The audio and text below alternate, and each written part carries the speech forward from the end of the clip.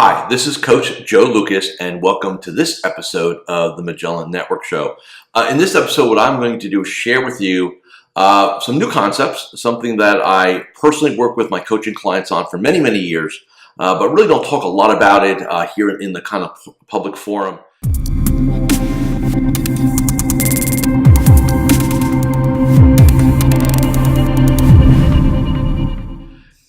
A lot of people look at me, a lot of advisors look at me as sort of I'm the business plan guy, I'm the morning ritual guy, I'm the daily game plan guy, I'm the mindset guy, which I love, and those are things that absolutely have to be there as an advisor to really be successful. But along those lines, I have been around a lot of very, very successful advisors in my over 25-year career, and what I do is I teach and I learn. It's really a symbiotic type relationship.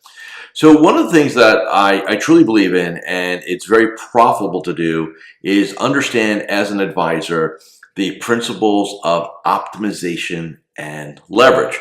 So let me give you the quick definition of that. And so this is not going to be motivational chat today. This is going to be a dollars and cents chat, which if it motivates you, that's very cool also. So the principles of optimization and leverage basically means this, that in every practice, in every business, in every relationship, there are hidden opportunities, there are hidden points of leverage. And let me explain. So on the optimization side, if you look at a client that you have, A, do you have all their money? Is it an advisory? Do we have a net worth statement or financial plan? How do we handle life insurance, long-term care? How do we handle lending? How do we handle tax planning? How do we handle estate planning?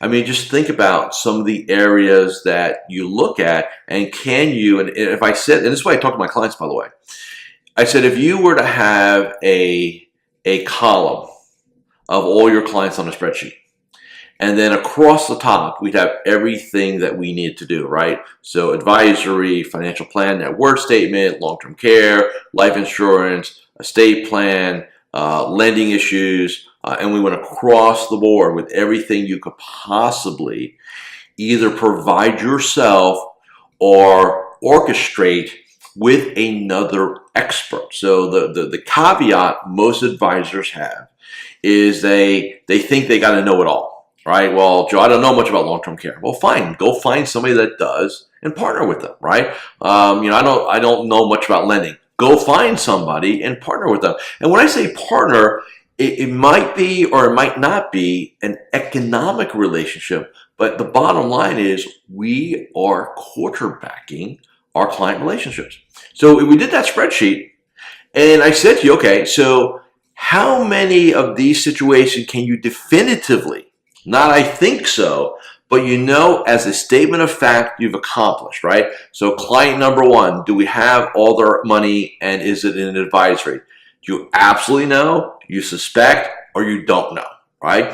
And if you were to methodically build this out, you would find opportunities, revenue opportunities, opportunities to serve at a higher level. Now, it makes perfect, this is business 101, right? What's business 101? Increase profits, increase gross revenue, right? Expansion, right? But in our industry, especially if you've been around for a while, how have most advisors been taught about expansion? Go get more clients, right? More. There's no such thing as too many households, right? It's simply not true anymore, and I think most of you know that. But I often run across situations where I'll be sitting with a potential new coaching client, and I'll say, look, hey, how optimized is your book of business? And I'll say, look, do you have all your clients' money? Is it this? Is it that? And, I'll get these kind of weird answers back. And I said, so reality is you don't know. And then the best part is somebody will say, well, no, I do. I know my clients really well. They've been with me for many, many years. I said, do you know because you're assuming, or do you know as a statement of fact? And normally when I ask the question that way, it's like, well, I said, when's the last time you updated their financial plan? Either A, they don't have one, or B, has been updated in years. Where's their current balance sheet / net worth statement? Oh, you get into those conversations, right? And I think a lot of advisors look at these things as, well, it's just work, right? Like why do I want to have a net worth statement and a balance sheet for all my clients? Number one, it's best practice. Number two, it'll make you a lot of money. But if we're busy chasing the next shiny object, right, it's going to be a bit of a challenge. So we want to go do that. So optimization primarily means we look at, and the way it's done, the way I teach it, is you take one relationship, like you pull either one file out or you put one client up on the screen, right, on your CRM or your dashboard, whatever you have, and you go, okay, what do we know about this person? Do we have updated financial plan? Do we have a net worth statement?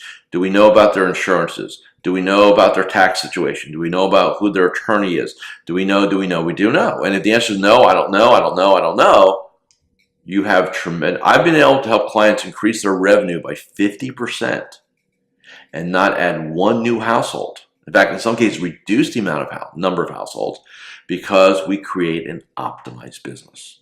Okay, so I want you all to think about that. This video here will make you a lot of money. This audio here will make you a lot of money. Think how you're consuming this. Think about this. If you were to sit down for a day or on a regular basis, again, there's a lot of different ways we can do this, and you would just pull out each client methodically and say, do I know? What do I know as a statement of fact? What don't I know or I assume, right? And you start looking at these and say, wow, I do have some gaps here. And even for a lot of you who sit there and say, well, yeah, Joe, I did a financial plan 5 years ago. When this person first came on, we did a financial plan, we've allocated it, we've done everything. I said, great. Have you gone back and double checked everything? Well, no.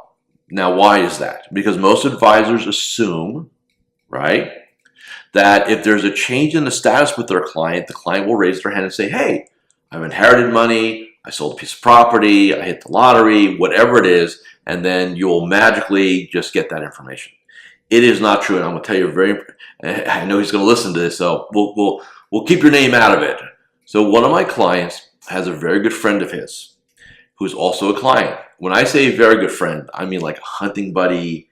I mean that kind of friendship, right? I mean tight, right? And my client was doing a review with him, and I think probably a week before we had a call where I basically kind of berated him a little bit, stuck my thumb in his back probably pretty hard, saying no assumptions. No assumptions. Assumptions in this industry cost you hundreds of thousands of dollars a year of income. Get the revenue side, just income. No assumptions. So he's doing this review with his client, who's one of his best buddies, and he says, because he said, I know you're in my ear, Joe. He goes, hey, is there anything else I need to be aware of? Is there any changes in your economic status?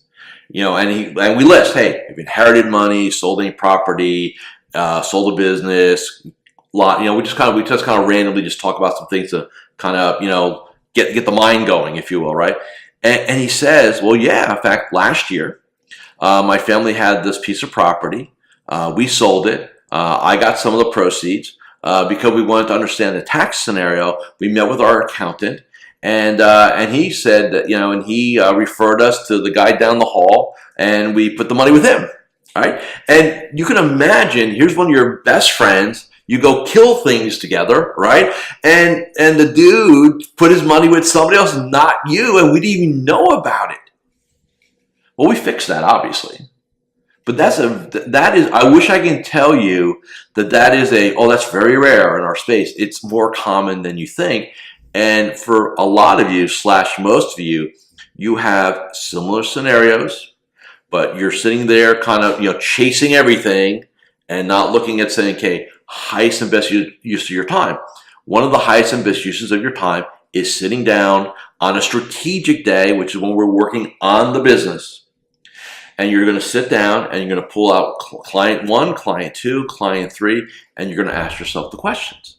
And if you don't have a definitive, with certainty, get on the witness stand, swear on an oath that I know this to be a fact, then you better go ahead and do a thorough review with no assumptions, okay? So that's how we optimize.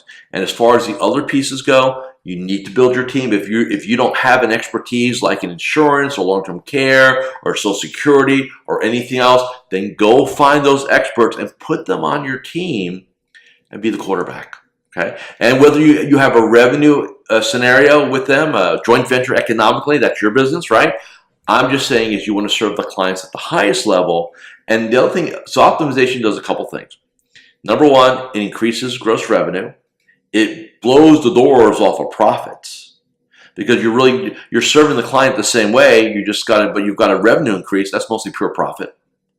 It locks out competitors. The more business we do, the more the deeper the relationship, the less chance they're going to wander off somewhere else. There's no need for them to go to a dinner workshop about annuities or anything like that, because we've got it all handled in-house. Okay. In addition to that, we get an opportunity to build deeper relationship with the other professionals. So their CPA/tax preparer, their attorney, their property casualty person, maybe their banker. You don't know where these things go, and that's the leverage part of optimization leverage, right? I can take any business, and I might do this as a challenge. I'm not doing. Don't reach out for me and say I'll accept this. I may take this as a challenge and select some. I may ask for some volunteers. And I will do this totally contingent, right? So no, don't pay me anything. To increase your profits by 20, 30, 40, 50% by running optimization. Now, you don't need me to do this, and I'm not volunteering it right now, but that's how strongly I believe in this.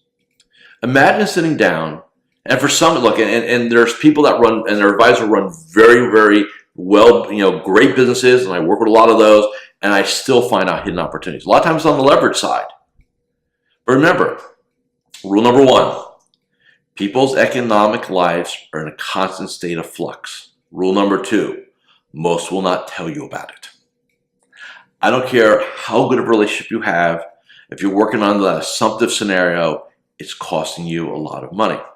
This is, again, think about it, this is business 101, right? This is just improving revenue, improving profits, being efficient and effective economically.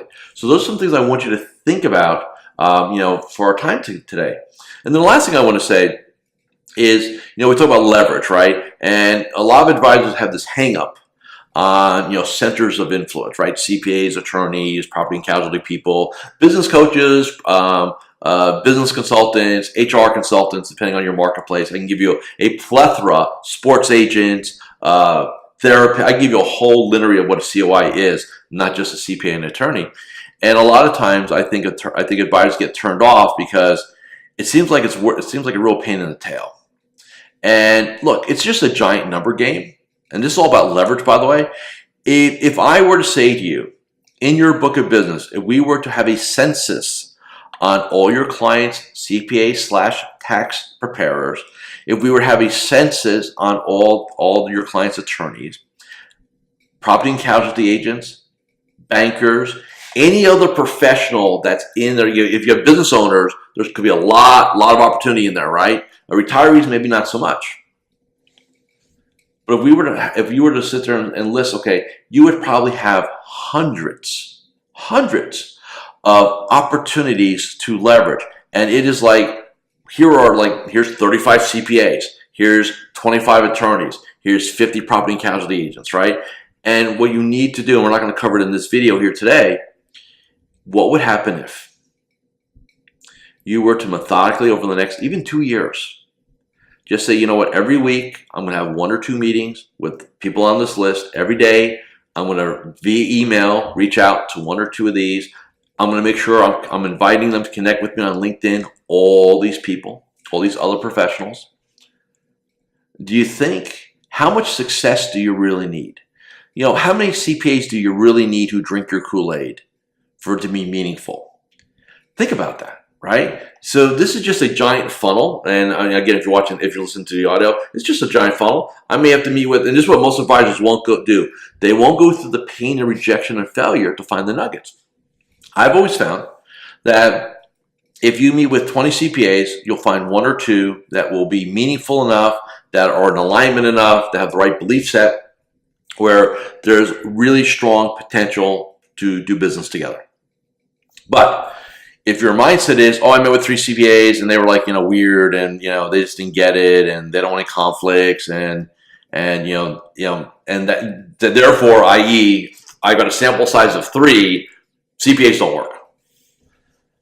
The only way I'll accept that is if you met with 100. If you consider and say in your career, I met with 100 CPAs, face-to-face, broke bread with them, chatted with them, and I established no relationships, I want to hear from you. Because I want to interview you. Because that'll be a first in my career. Because I've yet to see that happen. But again, if we're busy chasing everything, we get nothing.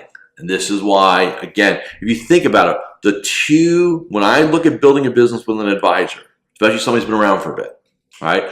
I'm going to look at two core elements. I'm going to look at their optimization and leverage as an area we're going to want to really explore.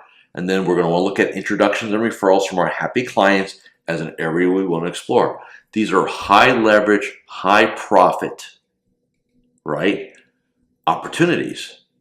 You don't need to go run around chasing everything else.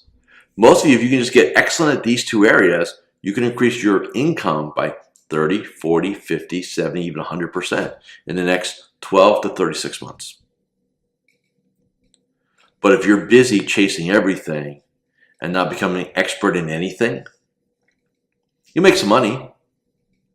You know, it feels kind of like you're, uncomfortable because you're all over the place.